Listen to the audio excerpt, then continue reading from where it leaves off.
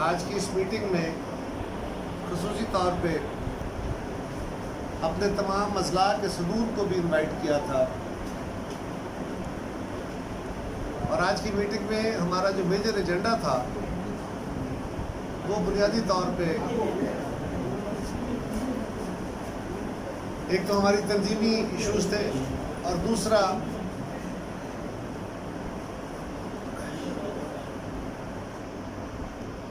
APC के बाद PDM बनने के बाद से अब जो हमें एक तहरीक की सूरत हाल इवाल्व हो रही है कि हम तहरीक में जा रहे हैं इस हुकूमत के खिलाफ हतमी तौर पे इस हुकूमत से इस मुल्क की जान छुड़ाने के लिए, उसकी रोशनी में उनकी आरा ली गई हैं। और पाकिस्तान पीपल्स पार्टी पंजाब ने ये फैसला किया है कि हम आइंदा चंद दिनों में जो कोरोना की वजह से हमारा टूर, हमारे विजिट्स डिस्ट्रिक्ट के रुक गए थे, अब इस तहरीकी सूरत हाल में हम फौरी तौर पे डिवीज़न और डिस्ट्रिक्ट का अपना टूर शुरू कर रहे हैं ताकि हम अपनी पार्टी को मोबिलाइज करके आइंदा आने वाले दिनों के लिए अपनी तैयारी मुकम्मल कर सकें। और आज की इस मीटिंग के अंदर जिसमें सेंट्रल पंजाब के तमाम मसला की नुमाइंदगी थी, उन्होंने एक मुतफिका रेजोल्यूशन किया है और चेयरमैन साहब से गुजारिश की है, तजवीज़ किया है कि आप हमें अर्लीस्ट पॉसिबल टाइम में डेट दें। पीडीएम के जलसे हो रहे हैं, उसके साथ ही साथ पीपल्स पार्टी हर डिवीजन लेवल पे तजवीज़ कर रही है उनको कि आप हमें टाइम दें ताकि हम हर डिवीजन लेवल पे फ़िलहाल अपने जलसे शुरू कर सकें और फिर उसको हम पर लेके चलें। लेकिन पीडीएम के वहाँ से फोरम पे उस लेवल पे हमारी क़यादत जो फैसले कर रही है उसमें जलसे हों, जुलूस हों, रैलीज़ हों, उसकी भरपूर तैयारी का हमने अपने डिस्ट्रिक्ट्स और डिवीजन्स को और अलाइड विंग्स को आज कह दिया है। और उसी की तैयारी के लिए हम अगले हफ्ते से डिस्ट्रिक्ट्स के विजिट शुरू कर रहे हैं और हम इंशाअल्लाह ताला अपनी क़यादत को और पीडीएम की क़यादत को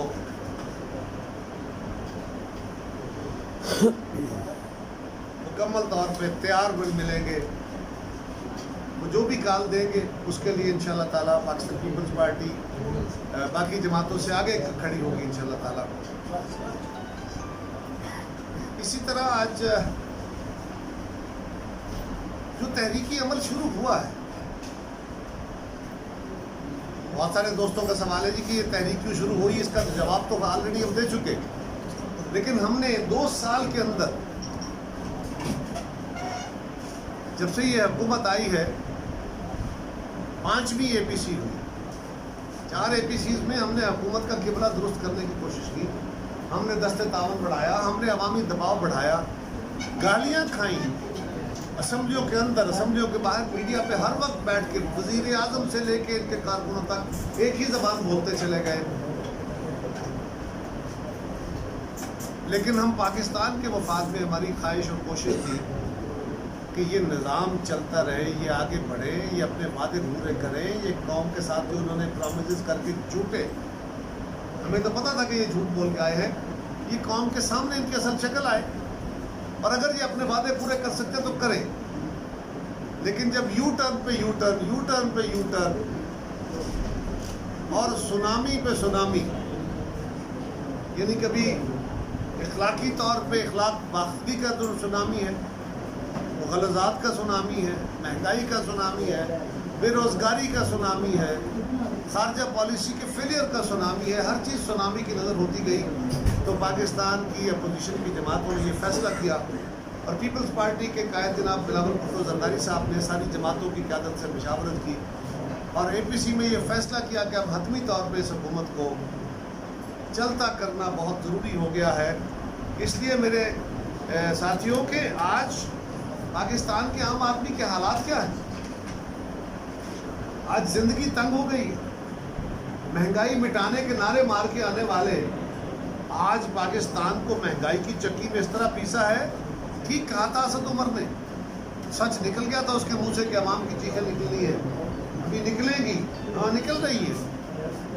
आज सूरत हाल ये है कि आलमी मंडी में तेल की कीमतें कम हो गई, कोई 38-40 डॉलर बैरल पे आ गई,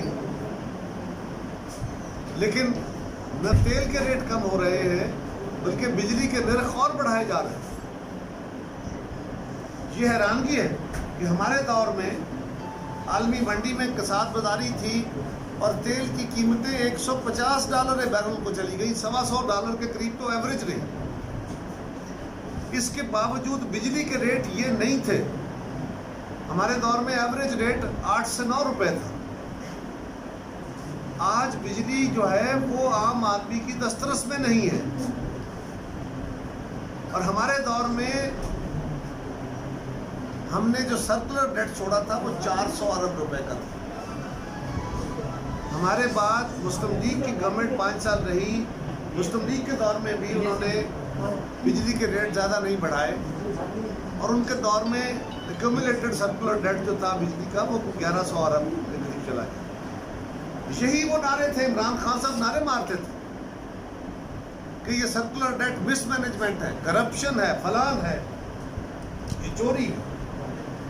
आज पाकिस्तान का सर्कुलर डेट जो है वो 2200 अरब रुपए का है, 2 सालों में 2200 अरब रुपए का है।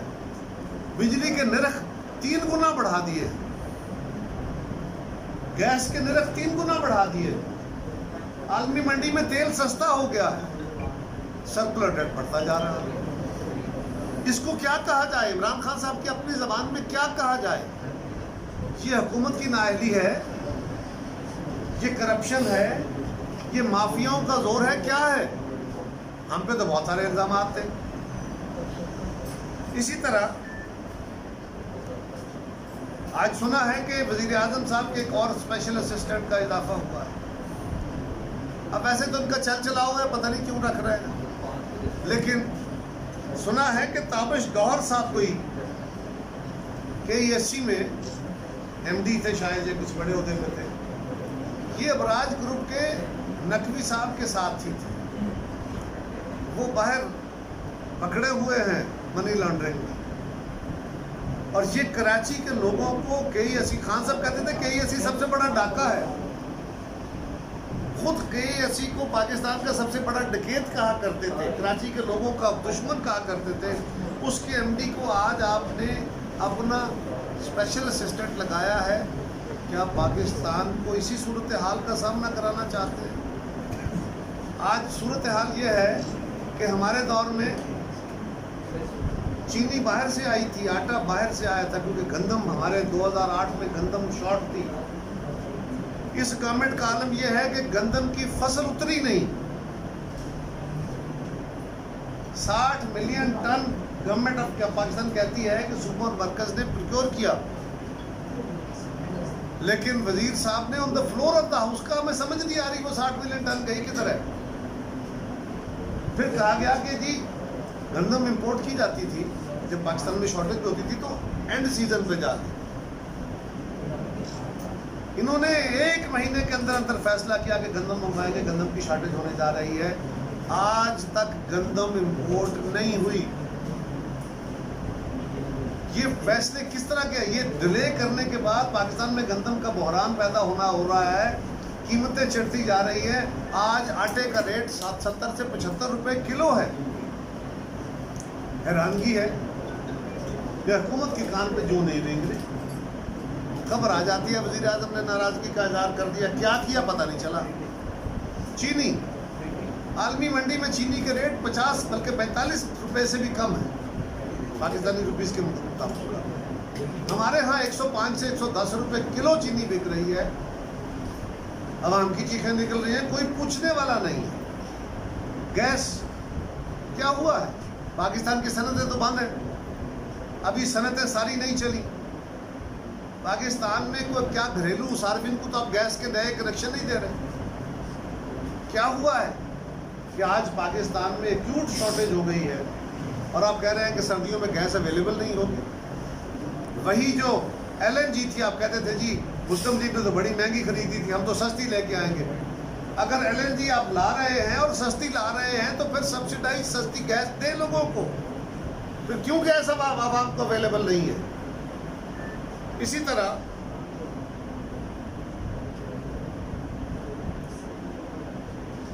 इसलिए हमने फैसला किया डीपीसी ने, और बहुत सारी महंगाई है, बेरोजगारी है, आम आदमी की जिंदगी अजीरन है, कारोबार बंद है, लोगों को रोजगार नहीं मिल रहे। कहते थे हम 1 करोड़ रोजगार देंगे, तो भाई 1.5 करोड़ से ज्यादा लोग बेरोजगार हो चुके। मैं नहीं कह रहा, आलमी इदारों की रिपोर्ट्स कह रही है। और इनका सिर्फ एक नारा 2 साल बाद भी आज इसी तरह खड़े जैसे कंटेनर पर खड़े होके कि हम छोड़ेंगे नहीं, हम पैसे रिकवर करेंगे, हम करप्शन के पैसों को रिकवर कर। तो भाई कहाँ गए तुम्हारे वो दावे जो कहते थे कि मेरे पास सब सबूत है? कहते थे ना खान साहब, किधर गए आपके वो सबूत? दे सबूत अदालतों को। अदालतें उठा के केस नैब के मुंह पे मार रही हैं। और अदालतों से भी गुजारिश है कि आपने जो नैब के बारे में फैसले किए हैं दुरुस्त फरमाया है, लेकिन ये तो देखिए कि आपके फैसलों के बावजूद अगर नैब बिला वजह तवील अरसे के लिए लोगों को अपनी हिरासत में रख रहा है तो उस हिरासत में क्या करना है? नैब ने इन्वेस्टिगेशन करनी है, सवालों के जवाब पूछने हैं। फर्ज करें नैब मुझसे सवाल पूछता है, मैं जवाब देता हूँ, नैब उससे मुतमिन नहीं है, तो नैब ज़्यादा से ज़्यादा ये करेगा ना कि उसका ऊपर अपना केस बना के मेरे जवाब साथ लगा के अपना चालान बना के अदालत को देगा, या मुझे पकड़ के मुझ पर तशद्दुद करना है और फिर मुझसे मनवाना है कि ये करना है। लेकिन अदालतों से गुजारिश है कि अगर जैसे खुर्शीद शाह साहब का केस है, साल से ज़्यादा अरसा हो गया, 1 साल से ज़्यादा मुद्दत हो गई, इन्वेस्टिगेशन कहाँ है? ना ट्रायल हो रहा है, ना इन्वेस्टिगेशन हो रही है, और 1 साल से ज़्यादा अरसे के लिए खुर्शीद शाह साहब को उनकी वफादारी की सज़ा मिल रही है। सो हमारी आला अदलिया से गुजारिश है, हाथ बांध के गुजारिश है, अदब से गुजारिश है कि ये भी देखा जाए कि आपके फैसलों के ऊपर नीचे कोई अमल दरामद भी हो रहा है कि नहीं, निचली अदालतें भी उस पर अमल दरामद कर रही है कि नहीं। अगर उस पर कुछ हुक्म है तो उसको भी दूर किया जाना चाहिए। और इसी तरह जब अपोजिशन ने फैसला किया कि हम जलसे करेंगे और जो मुगलजात हैं वो कही जा रही हैं, लेकिन वज़ीर आज़म साहब ने कमाल बात कही कि ये मैंने इजाज़त दी कि उनकी तकरीर जो है वो ऑन एयर की जाए। मैं वज़ीर आज़म साहब आपसे सवाल करता हूँ, आज आपसे कौम सवाल कर रही है कि आपने किस कानून के तहत, अगर कानून नहीं था, कानून ये था कि वज़ीर आज़म नवाज शरीफ साहब की तकरीर ऑन एयर नहीं हो सकती थी, तो आपने किस कानून के तहत उनको इजाज़त दी है? क्या बादशाहत है, या फिर ये वो है जिसको आप, जिसके बारे में आप रोज जिक्र फरमाते हैं? किस कानून के तहत आपने उनको इजाज़त दी?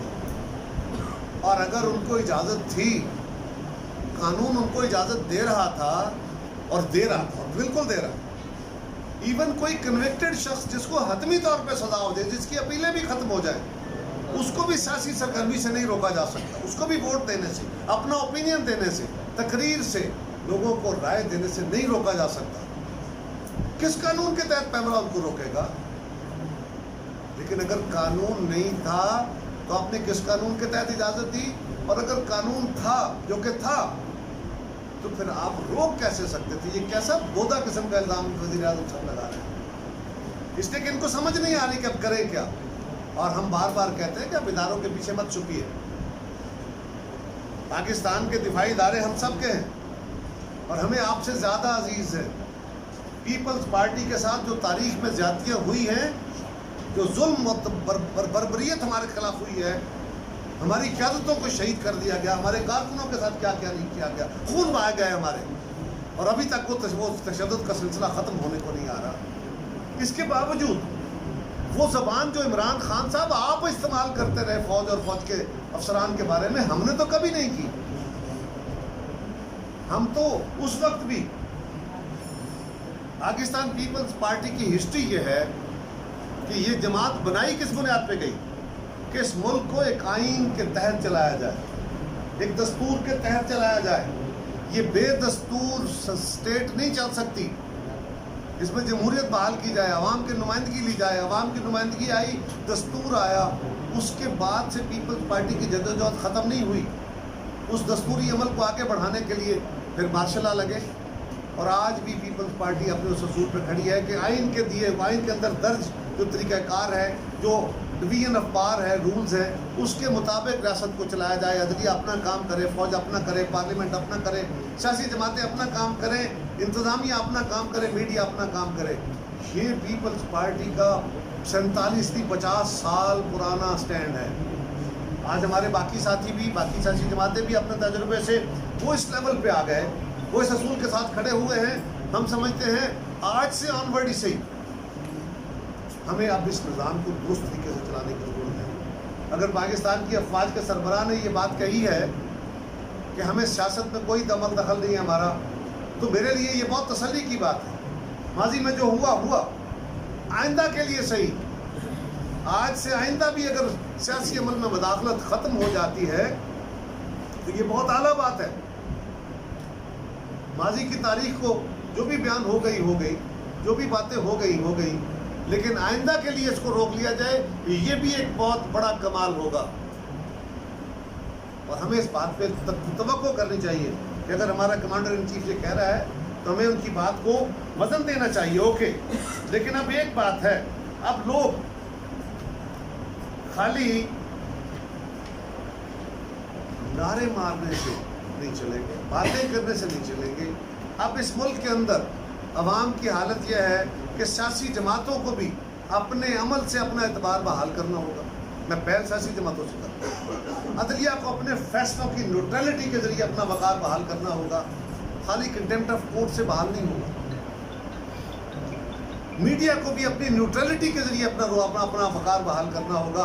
फौज को भी अपनी डेमोन्स्ट्रेशन, अपनी विल की डेमोन्स्ट्रेशन के जरिए अपना वक़ार बहाल करना होगा। अब खाली बातों से काम नहीं चलेगा।